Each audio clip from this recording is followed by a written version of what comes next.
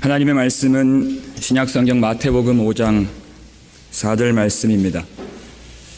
마태복음 5장 4절 말씀 함께 읽으시겠습니다. 애통하는 자는 복이 있나니 그들이 위로를 받을 것임이요. 아멘. 하나님께서 우리에게 소개해 주시는 복은 세상의 그 어떤 것으로도 대체할 수가 없는 복입니다. 그리고 시대와 시간을 초월한 복인 것입니다. 사람들이 흔히 복을 받아라, 복이 있다 하는 그 말을 떠올릴 때면 경지적인 형편과 그 물질로 생각하는 경우가 많이 있는데 하나님이 말씀하시는 그 복은 그렇지 않습니다. 물질, 건강 이 정도 차원의 복은 영원한 시간에 그 효력을 미칠 수 없기 때문에 참되다 할 수 없는 것이죠. 그래도 그 복을 우리는 갖고 싶으시죠? 네.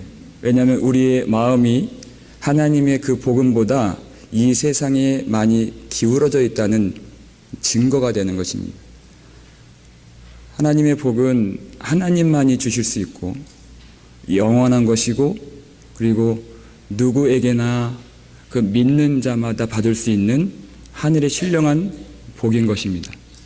그런데 그 복을 받은 자들이 어떻게 어떤 모양으로 나타나지는가 예수님이 말씀하신 그 팔복을 통해서 심령이 가난한 자로 내 영혼의 그 파산됨을 인정하고 주님의 의를 바라보지 않을 수 없는 그 상태가 되면 자연적으로 애통하는 자의 그 마음, 그 심령을 또한 동시에 갖게 된다는 것을 말씀해 주고 있습니다.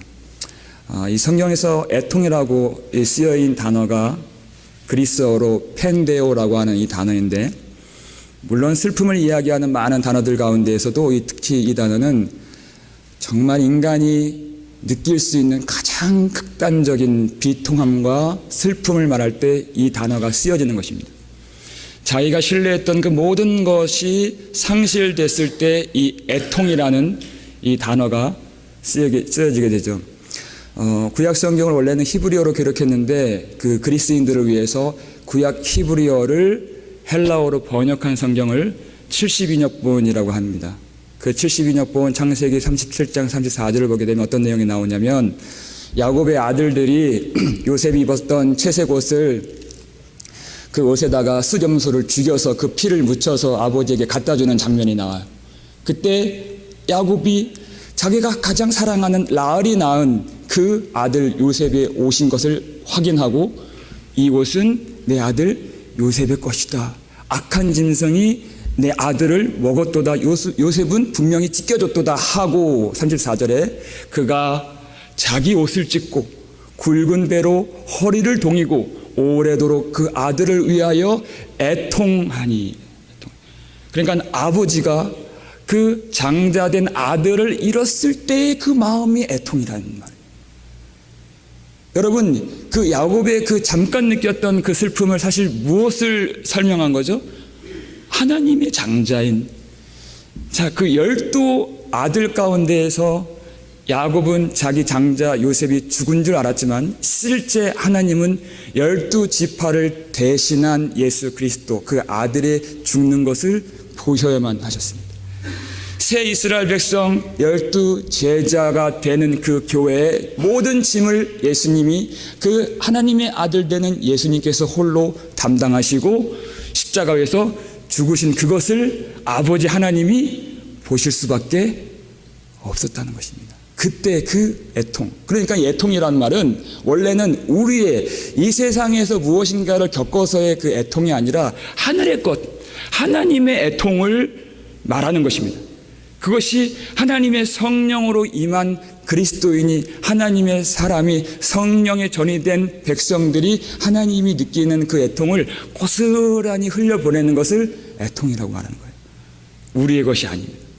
그 하나님의 은혜로 충만했던 예레미야의 고백을 한번 생각해 보세요. 예레미야 9장 1절 어찌하면 내 머리가 물이 되며 어찌하면 내 눈이 눈물의 근원이 됐고 죽임당한 내 딸 내 백성을 위하여 내가 주야로 울리로다 했던 것처럼 하나님은 충만하면 그 물이 눈물이 솟아나게 되는 거죠.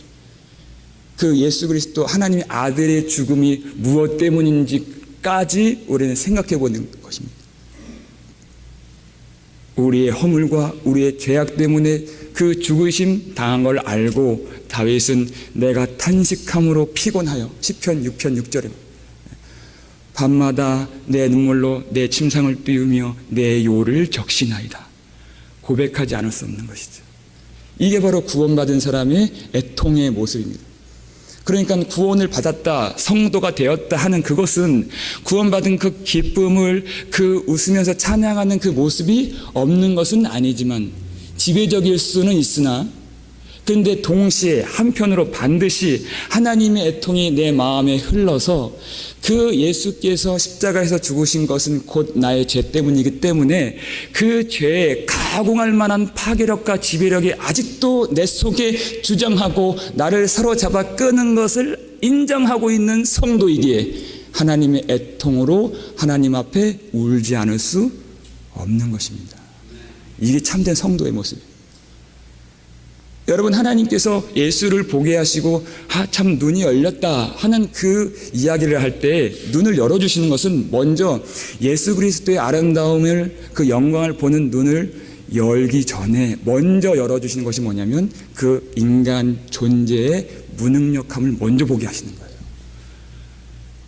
무슨 얘기냐면 마태복음 14장에 우리가 잘 알고 있는 내용 중에서 베드로가 물 위를 걸어오시는 예수님을 보고 만일 예수님 주님이시여들 나를 오라 하소서 그랬더니 예수님이 오라 그랬죠. 그 베드로가 그리고 배에서 내려서 바다를 걷는 장면, 우리가 좋아하는 그 장면 아닙니다. 예수님 이 바다를 베드로가 걸었을 때 우리가 고백하기를 이것이 베드로의 능력입니까? 아니죠. 예수님이 그를 붙잡아 주셨기 때문에 걸을 수 있는 것입니다. 부인할 수 없습니다. 그런데 베드로가 바람을 보고 무서워 그 바다에 빠져가는지라. 자, 그럼 베드로가 바다에 빠졌습니다. 그러면 예수님이 붙잡아 주셔야 걸을 수 있는데 빠졌다는 것은 누가 놓은 겁니까? 예수님이 놓으신 거예요. 누가 그 바다에 빠짐을 허락하셨습니까? 예수님이 허락하신 거예요. 왜냐하면 14장 30절에서 베드로가 소리질러 이르되 이 기도가 나왔기 때문에 주여 나를 구원하소서. 베드로가 물 위를 걸었을 때는 이 기도가 안 나왔는데 비로소 물에 빠지게 되니까 주여 나를 구원하소서라는 참된 기도가 나오게 되는 거예요. 우리는 그걸 원하지 않지만 예수님은 그것을 원하셨습니다. 그래서 빠뜨리신 거예요. 그걸 허락하신 것입니다. 그래서 우리가 물 위를 걸었을 때도 주님을 찬송하지만 그 빠져갔을 때 내가 죽을 위험에 처했을 때 그것도 은혜인 줄 믿으시길 바랍니다. 아, 하나님의 은혜가 나에게서 떠나면 이렇게 되는 거를 알아야 돼요. 우리가 예수님이 나를 잡아주시지 않으면 나는 빠질 수밖에 없는 무능력한 존재이구나를 인식하고 내가 스스로 자각하는 것, 그게 눈이 열렸다고 말하는 것입니다. 여러분, 우리가 구원을 얘기할 때 아름다운 하나님의 선하심만 이야기하는 것이 아닙니다. 구원에 대해서 찬송하는 1편부터 150편까지 장구하게 이어지는 시편에서 성경 어디보다 가장 많이 나오는 그 개념이 하나님의 심판이라는 개념이에요. 구원이 되기 위해서는, 그 영광이 되기 위해서는 반드시 심판에 대한 이해가 필요했던 것입니다. 왜냐하면 하나님께로 이거는 여호와께 피하는 모든 자는 복이 있도다. 시편 2편 12절 말씀처럼 피해도 되고 안 피해도 되는 것이 아니고 예수님께로 가도 되고 안 가도 되는 것이 아니라 우린 반드시 피해야 하는 존재들인 것을 알게 하십니다. 여러분, 가끔 여자분들 반지 선물 같은 거 받아보시죠? 아닌가요? 받을 때 반지를 그냥 자, 뭐 오다 주셨다 이렇게 주는 게 아니라 비싼 데서 반지를 사면은 케이스를 주는데 이 케이스가 아주 고급져요. 예, 어떤 거를 받아야 되냐면 케이스를 딱 열었을 때 반지를 딱 받치고 있는 그 벨벳 고급스러운 천이 무슨 색깔일까요? 까만색이죠. 그렇죠? 싸구려 그 분홍색 스티로폼 들어있는 거 말고 좋은 데서 청담동 같은 데서 사면은 요거 까만색 벨벳 고급스러운 천에다가 반지를 딱 다이아를 딱 깔아줘요. 그러면 그 빛나는, 안 그래도 빛나는 이 반지가 더 반짝반짝반짝 빛나게 됩니다. 세상 사람들도 이걸 알면서 장사를 하는데, 이 말씀 듣는다고 죄와 심판과 진노가 참 마음을 근심하게 한다고 할 수 있겠습니까, 성도가? 아니죠. 그 빛나는 영광을 더 빛나게 하고 은혜를 정말 복되게 하는 것은 심판이 있기 때문에 영광스러운 겁니다. 거기 절대 빠지지 말라고. 그 마음이 어떤 마음이? 예수님을 십자가에 내어주시기까지의 그 하나님의 애통의 마음. 절대 가면 안 된다. 이 오늘 한날의 기회는 한 번 더 회개할 수 있는 기회다라고 우리 말씀해 주시는 거예요. 그러니까 살면서 어떨 때는 그 심판 당한 것 같은 인생의 눈물의 골짜기를 더듬는 듯한 삶을 살 때도 있습니다. 그 사망의 음침한 골짜기를 다니면서도 하나님의 은혜가 떠나면 이것보다 극심하고 절대화된 영원한 심판에 빠지는가를 알게 하시기 위해서. 그래서 피할 바 되시는, 반석 되시는, 피난처 되시는 예수님을 꼭 절대적으로 의지할 수 있도록 하시기 위해서 그 은혜의 골짜기를 가게 하시는 겁니다. 베드로가 주는 그리스도시요 살아계신 하나님의 아들입니다라고도 고백을 했고, 내가 주와 함께, 주님 내가 주와 함께 오게도 가고 죽음에도 가기로 각오하였나이다라고 누가복음 22장 33절에서 고백을 해요.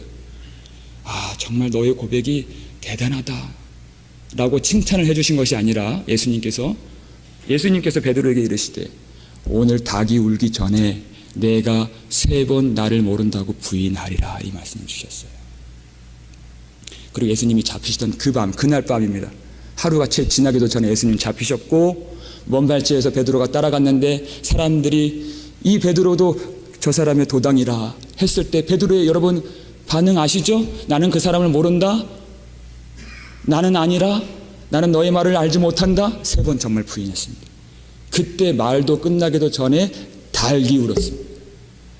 그리고 예수님께서 고초당하시면서 베드로와 눈이 마주쳤습니다. 그때 베드로가 누가복음 22장 62절 말씀이에요. 그때 예수께서 하신 말씀이 생각나고, 어떤 닭이 울기 전에 내가 나를 3번 부인하리라 말씀이 생각나서 밖으로 나가 심히 통곡하니라.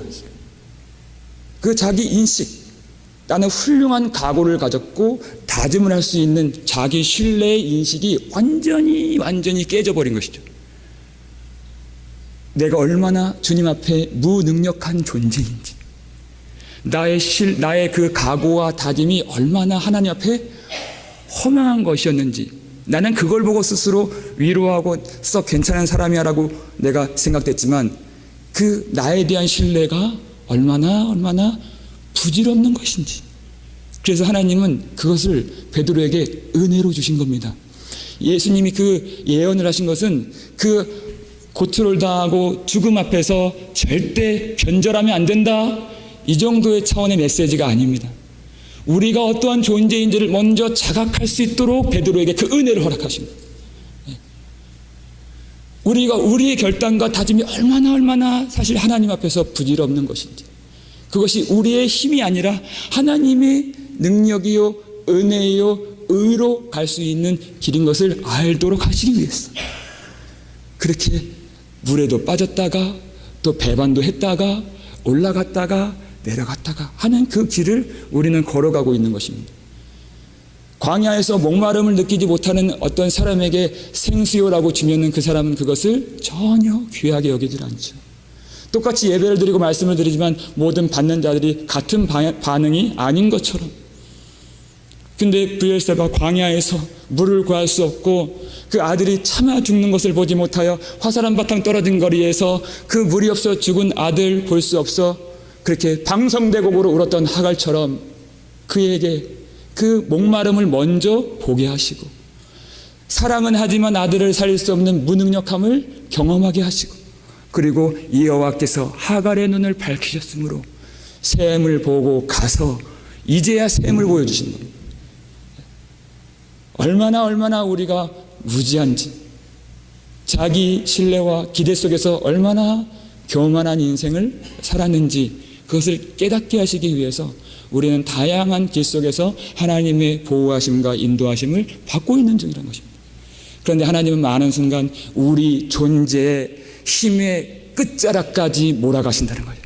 우리의 힘이 도달할 수 없는, 절대 우리 스스로 할 수 없다고 내가 고백할 수밖에 없도록 그 자리까지 하나님이 인도하신다는 것입니다. 그리고 정말 의가 되시고 하늘의 권세와 권능을 다 가지신 예수님이 누구이신가를 그때 비로소 보여주시면 그를 갈망함으로 그를 절대적으로 의지하는 참 성도가 되는 것이죠. 그렇게 절대적으로 하나님의 은혜와 의를 소망하는 자들이 어떻게 눈물로 주님 앞에 나아가는가 너무나도 잘 보여주고 있는 성경이 누가복음 7장에 나옵니다. 누가복음 7장 보면 시몬이라고 하는 바리새인이 예수님을 식사 자리에 초대를 했죠. 그런데 웬일인지 그 동네에서 죄가 많기로 소문나고 유명한 한 여인이 그 자리에 등장을 합니다. 근데 유대 문맥에서 여자가 죄가 많다고 하는 그 문맥은 바로 그 여자는 창녀라는 것을 의미하는 겁니다. 그러니까 자기가 동네 사람들이 자기를 보는 시선이 어떠한지를 몰라서 간 게 아니에요. 더군다나 바리새인들이 자기를 볼 때 벌레만치도 생각 안 하는 그 아주 야멸찬 차가운 시선을 뿌릴 거라는 것을 그는 누구보다도 잘 아는 그 여인이었습니다. 그럼에도 불구하고 그 사람들의 시선과 공격들에 개의치 않고 예수님께로 나아가는 것입니다. 그 여자가 했던 것이 어떤 일이었죠? 예수님 발 앞에 서서 눈물을 흘려 예수님의 발을 적시고 머리를 풀어헤쳐 그 모래먼지 묻은 예수님의 발을 닦고 예수님 발에 입 맞추고 그리고 향유를 발 위에 부었더라 그렇게 나와요. 여러분, 이 향유는 어떤 향유였겠습니까? 여자가 왜 몸을 팔았겠습니까? 돈이 많았으면 그럴 일이 없겠죠. 돈이 없어 그 일을 했는데, 그래서 자기 그 모든 인생의 수치와 그 모든 시선을 다 담아낸 인생의 모든 쓰디쓴 그 모든 것들이 농축되어 있는 자기 존재 같은 향유였습니다. 그 모든 각오와 존재와 인생을 예수님 앞에 다 부어버린 거예요. 우리는 그 여자가 왜 그렇게 했는지 거기 있는 사람들도 이해를 못했을 것이고 우리는 잘 이해 못할 수 있지만 예수님께서 시몬에게 말씀하시는 대목을 통해서 누가복음 7장 44절부터 47절까지 말씀을 통해서 우리는 그 여자가 왜 예수님께 그렇게 눈물을 흘렸는지 예수님 말씀하시고 계십니다. 시몬에게 이르시되 너는 내게 발 씻을 물도 주지 않았거니와 이 여자는 눈물로 발을 적시고 머리털로 닦았느니라. 너는 내게 입 맞추지 아니하였거니와 이 여자는 내가 들어올 때부터 입 맞추기를 그치지 아니하였으며 너는 담람유를 내게 내 머리에 붓지 아니하였거니와 이 여자는 그는 향유를 내 발에 부었느니라. 그 이유는, 그 여자가 그렇게 한 이유는 그의 많은 죄가 사하여졌습니다. 그가 많이 사랑함이라 그랬습니다. 사함받은 것이 적은 자는 적게 사랑하느니라. 이 여자가 그렇게 한 단 한 가지 이유는, 그렇게 눈물을 흘리며 예수님 발을 닦은 이유는 그 여자가 예수님을 많이 사랑했기 때문에. 사랑이라고 하는 것은 예수님 사랑합니다, 남들 그렇게 고백할 때 함께 고백하는 그 정도가 아니라 정말 하나님의 애통이 내 마음에 머물러 있고 그 하나님이 흘리는 눈물로 애통하며 예수님 발 앞에 고개를 들 수 없어서 그 눈물만 후두둑 떨어뜨리는 그 모습을 사랑이라고 말하는 것입니다. 이 비슷한 내용이 요한복음 12장에도 나오는데 마리아라는 여자가 그 비싼 향유 옥합 한 나드 그것을 깨뜨려서 예수님 발에 붓는 그 장면을 사람들이 수군거릴 때, 제자들도 이해를 못할 때 예수님이 뭐라 그랬죠? 그냥 놔두라. 나의 장사할 날을 위한 것이니 간직하게 두라. 그 향유를 부은 건 무슨 얘기예요? 기름 부음 받은 예수님께서 결국 하나님의 언약을 성취하시기 위해서 죽으시는 십자가, 그 일을 위해서 향유를 부었다고 예수님이 인정하신 거예요. 그러니까 그 눈물은 그저 자기의 어떤 슬픈 과거, 수치 때문에 흘린 눈물이 아니라 예수님의 그 십자가를 생각하도록, 그리고 생각하는 그 눈물로 예수님이 받으신 것입니다. 여러분, 우리 그 눈물이 우리에게 있습니까? 여러분, 이 눈물을 흘릴 때 그냥 감정이 아니라 하나님의 복음을 듣고 눈물을 흘린다는 것은, 여러분, 우리가 은혜를 찬송하고 기뻐할 수는 있지만 정말 그 은혜가 더 깊어지고 더 감사가 더 깊어지는 그것은 어떤 때냐면, 내가 용서받고 사함받은 죄가 얼마나 깊은지를 알 때 감사가 나오는 거예요. 이 과정이 없으면 우리의 감사는 정말 헛헛한, 깊지 않은 감사가 됩니다. 이 눈물을 흘릴 때 우리 어떤 마음이 드냐면, 이제 그 죄 때문에 예수님이 십자가에서 죽으신 것을 알고 흘리는 이 여인들처럼 흘리는 이 눈물은 이제 더 이상 죄를 짓지 않고자 하는, 죄를 미워하고 죄를 대적하는 그 힘을 가져다 주는 하늘의 눈물이라는 것입니다. 요엘서 2장 12절이 그걸 얘기해요. 여호와께서 이르시되 너희는 이제라도 금식하고 울며 애통하고 마음을 다하여 내게로 돌아올 것이니라. 어떻게 해요? 울며 애통하며. 그 죄에서 벗어날 수 있는 그 하늘의 힘이 거기서 온다는 거예요. 애통해서. 그래서 애통하는 신자가 있다면 그것은 바로 천국 되시는 예수님이 아주 가까이 계시는 사람인 것입니다. 하나님의 통치를 지금 받고 있는 사람인 것입니다. 여러분, 하나님께서 우리를 만드셨을 때 참 여러 가지로 신비할 때가 있는데, 하나님이 우리의 눈을 만드시고 사람을 보고 세상을 보고 사물을 보고 또 그거를 보고 싶어 해서 또 여행도 가고 그렇게 우리는 살고 있습니다. 그런데 언젠가 여러분 눈물을 흘리시는 적이 있으시죠? 그 눈물을 흘리면 눈에 눈물이 고이고 눈물을 흐르는 그 동안에는 이 원래 눈의 기능이라고 생각되는 그 보는 기능이 정지가 돼요. 잘 안 보입니다, 이게.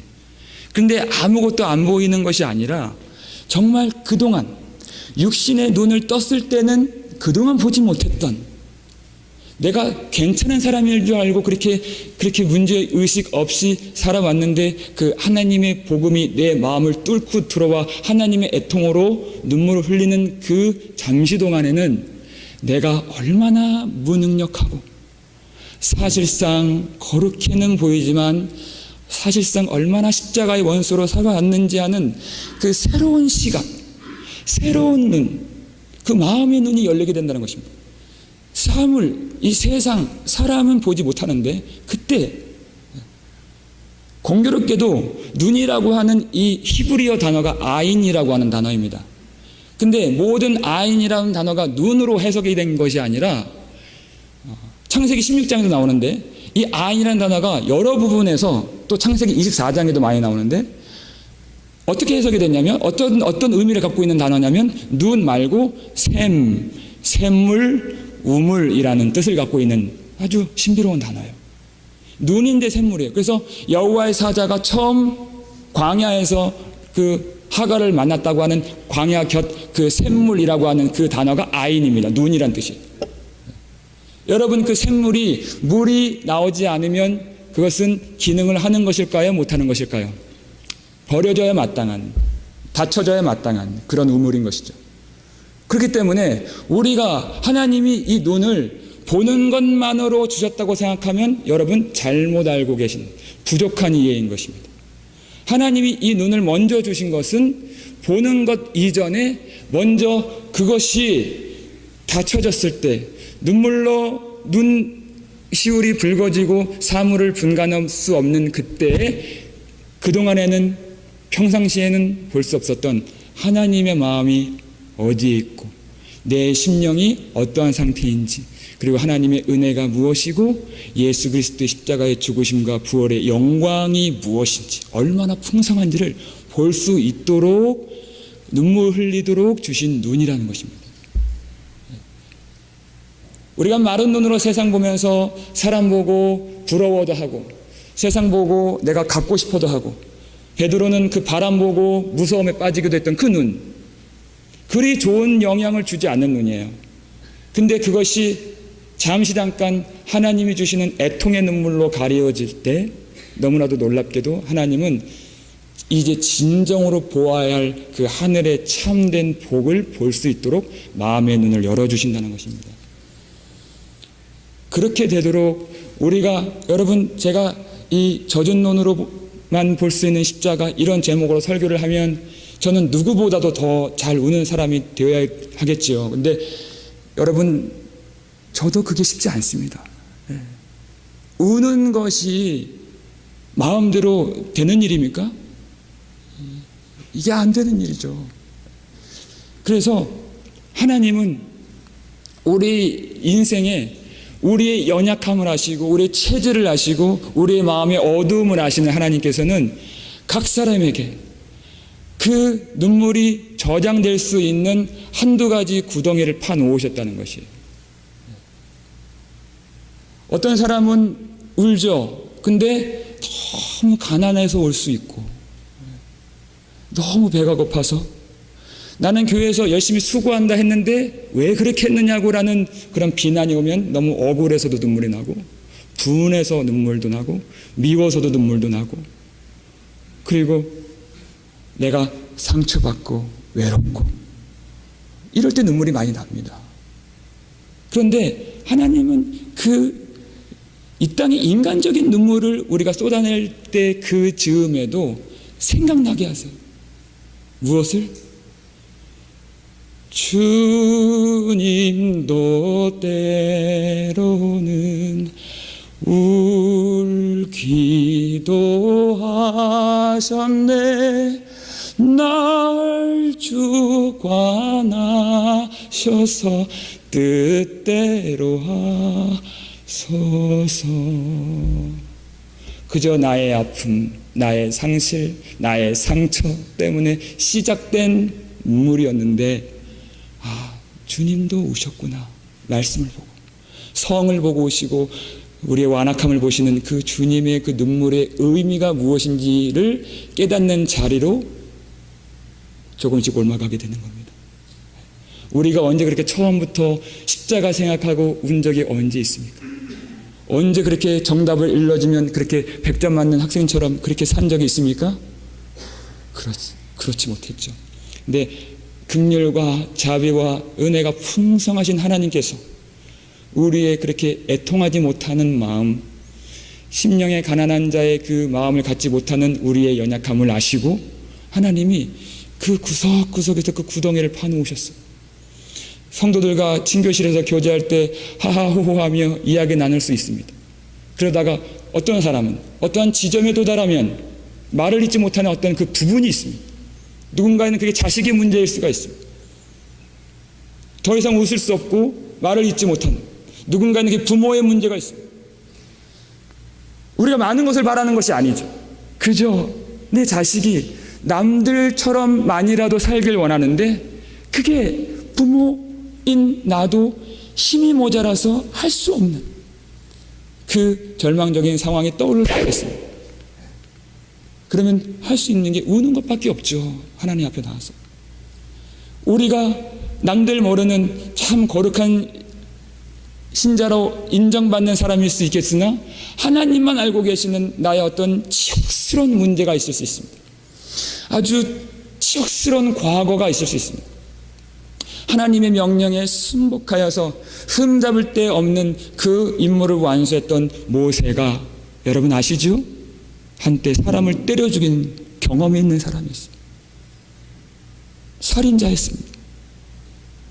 하나님의 왕권의 실현이 무엇인가를 그 통치를 보여주고자 하나님이 내 마음에 합한 자라고 세우신 다윗, 그 인생을 생각해 보시죠. 그렇게 하나님을 시편을 통해 찬양했던 다윗이 한순간에 간음하고 살인하고 넘어졌던 그 과거가 있었던 사람입니다.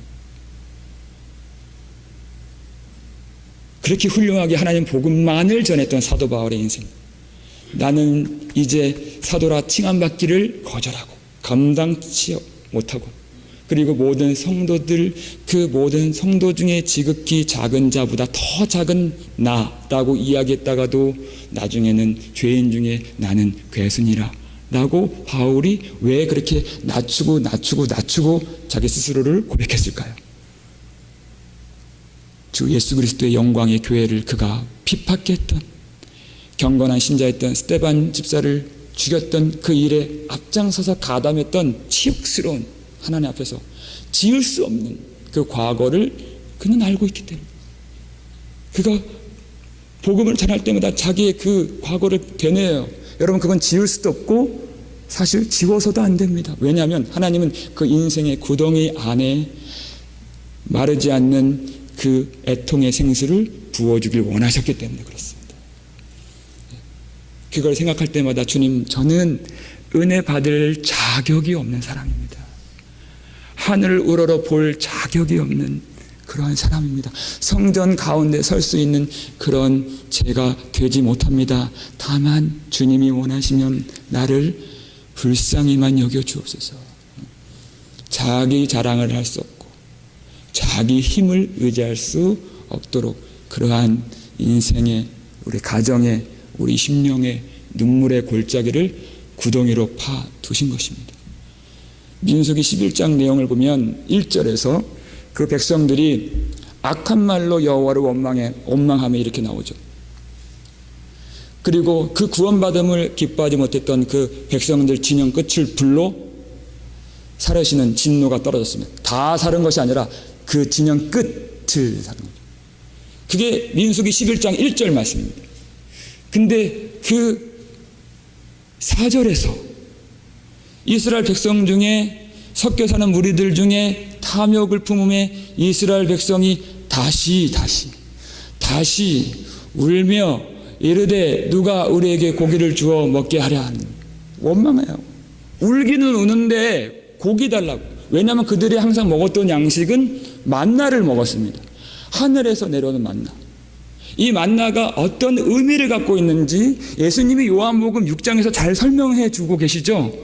이 만나, 하나님의 떡은 하늘에서 내려 세상에 생명을 주는 떡이니라. 그 예수님의 생명의 떡 되심을 미리 그림자처럼 보여주시기 위해서 만나를 주셨는데, 그 하나님의 양식 이제는 지겹다는 겁니다.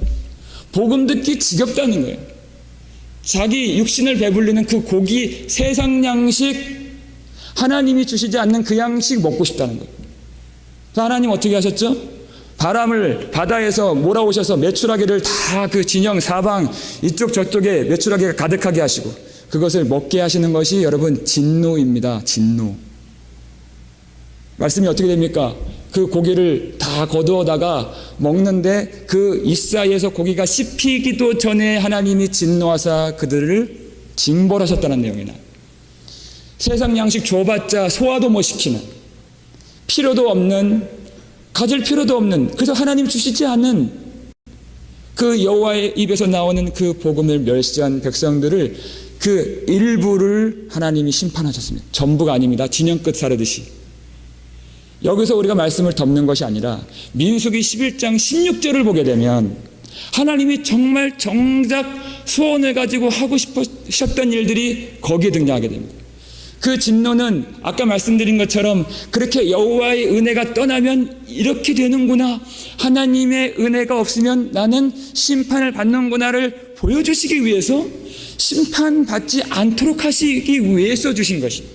근데 하나님이 정작 주신 건 뭐냐면 모세에게, 민수기 11장 16절 보면은 모세를 불러 이르되 내가 알기로 그 이스라엘 노인들 중에 내가 알기로 장로되고 가르칠 만한 자 70을 모아 내게로 데려오되 회막 앞에 거기서 회막에 이르러 거기서 너와 함께 서게 하되 70명의 장로들 불러라.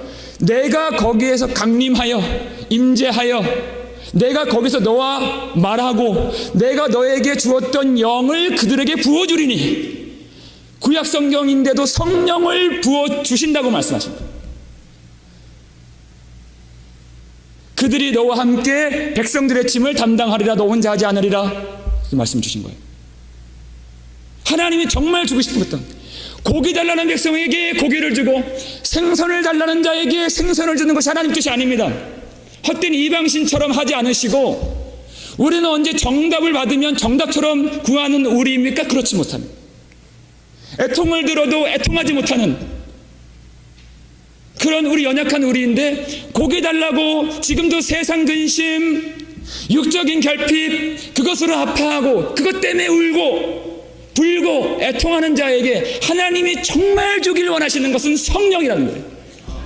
그래서 그냥 우리는 하기 싫은데, 예비하고 싶지 않은데 구원이기 때문에 질질 끌려가는 수동적인 구원이 아니라, 우리 소원에서 그 소원, 하나님이 원하시는 그 하늘의 영광에 관한 소원이 우리 속에도 나오도록, 우리가 하나님을 섬기고 싶고, 우리가 정말 주님 앞에 기도하고 싶고, 우리가 세상 양식이 아닌 여호와의 입에서 나오는 그 모든 말씀, 예수 그리스도의 생명의 생수되는 말씀을 우리가 구하도록, 그것을 목말라 하도록 하나님이 성령을 부어주신다는 겁니다. 그 백성들에게 그렇게 우리를 고쳐주신 겁니다.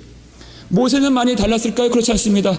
하나님, 내가 이 백성들의 원망을 보노니 지금 즉시 차라리 나를 죽여주소서. 내가 구하옵나니 즉시 나를 죽여주소서. 그대 복에 나온다. 근데 하나님은 그 기도 듣지 않으시고 성령을 부어주신다는 것입니다. 우리가 들은 대로 배운 대로 그렇게 기도하는 존재들이 아닙니다. 우리의 연약함을 아시는 그 주님께서 우리가 무엇을 어떻게 구하든지 그것과 처음에는 상관없이 하나님이 주실 것으로 계속 먹이시고 입히시는 그 은혜의 하나님, 여러분이 지금 그 감당해야 되는, 맞서 싸우는 그 삶에서의 그 모든 눈물, 그리고 애통, 그것이 혹 거룩한 것이 아닐지라도, 상처받아서 울고, 외로워서 울고, 돈 없어서 울고, 답답해서 울고, 서러워서 울고, 아파서 울고, 그 눈물까지도 은혜의 보좌 앞으로 갖고 나오시는 여러분 되시길 주의 이름으로 축원합니다. 요한계시록 21장 4절 보니까 새하늘과 새 땅, 새 예루살렘이 그 백성들 가운데 임하고 여호와께서 그 백성들과 거하게 되실 그때에 4절 보니까 21장 4절, 모든 눈물을 그 눈에서 닦아주시며 다시 사망하는 것이나 다시 애통하는 것이나 다시 고통하는 것이나 다시 아픈 것이 없고 처음 것이 다 지나갔음이로라. 그 눈물을 닦아주시는데 어떤 눈물이에요? 거룩한 눈물이 아니라 모든 눈물을 닦아주시고, 우리가 연약하여 흘릴 수 없는 그 거룩한 눈물이 아닐지라도 주님은 다 닦아주세요.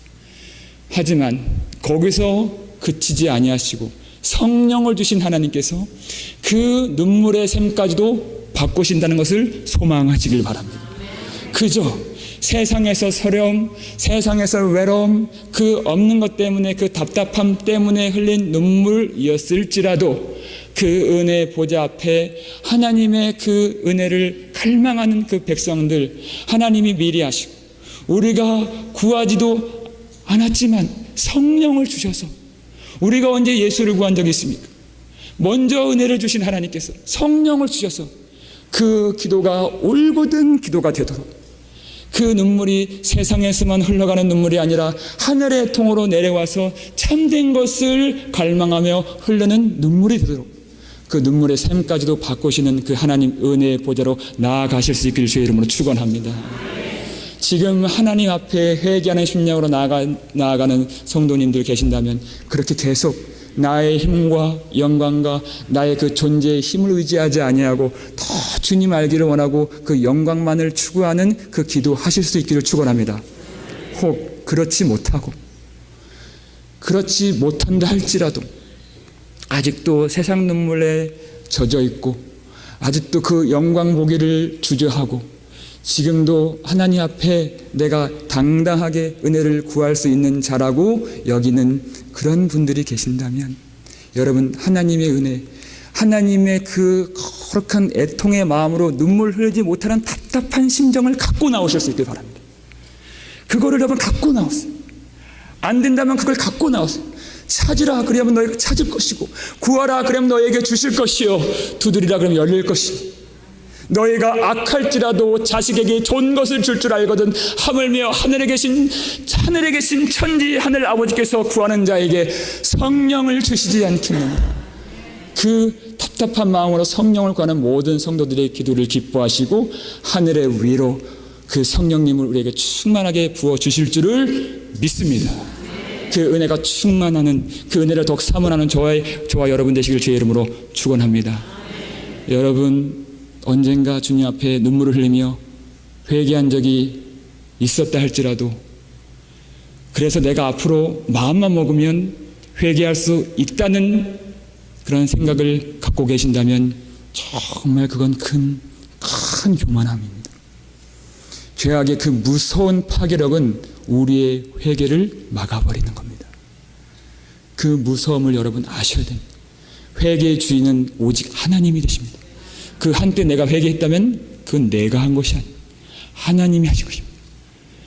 그래서 하나님께 구해야 하는 것입니다. 그렇게 했다고 언젠가 또 할 수 있는 힘이 내게는 없습니다. 주인, 그렇습니다.